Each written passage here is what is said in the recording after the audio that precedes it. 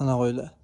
Assalomu alaykum qadrli obunachilar. Xudo xolasa Namangan, o'zimiz Namanganimizga qo'yxona olib kelganmiz. Ya'ni 3 metrga 1,5 metrli 5 ta 6 ta qo'ygan bo'lsa-averadi. Yani asosan ana 2 ta qo'ylarni solib jo'rab qilyapmiz. Chunki bu yerda 3 ta xona, o'zi 3 ta qo'ygan bo'lsa-dan hozir 2 ta solib qo'yilgan va bu tomonga xonali qo'ylar uchun alohida qilib berilgan. 2 ta qo'chqor tashab qo'ysiz bu tomonga bo'laveradi. Bu tomonga ya'ni 3 tada soliq tashab qo'ysiz ham bo'laveradi. O'rtasini ochib beradigan bo'lsa, 6 ta qo'y ham ketaveradi mana.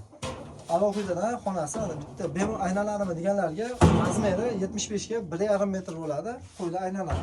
Aylangan videolari ham bor. Ko'ryapsizlar, turbadan yasalgan. Akamiz o'zlari videoga olib beryaptilar. Shuning uchun aka yoqdimi? Ko'ngilingizga chiqdimi? Yaxshimi? Ma'qul. Tavsiya qilasizmi, nima deysiz? Ya o'ylayman, bunaqa qo'yinglar bu qo'ylarga issiqda. Qiziqqanlar bo'lsa, o'sha pastda raqamni qo'yib qo'yamiz, aloqaga chiqaverasizlar. Narxi 3,700,000 so'm. Dastavkasi vodiy bo'ladi ichida. Qolgan viloyatlarga endi chipcha qo'shilib qoladi.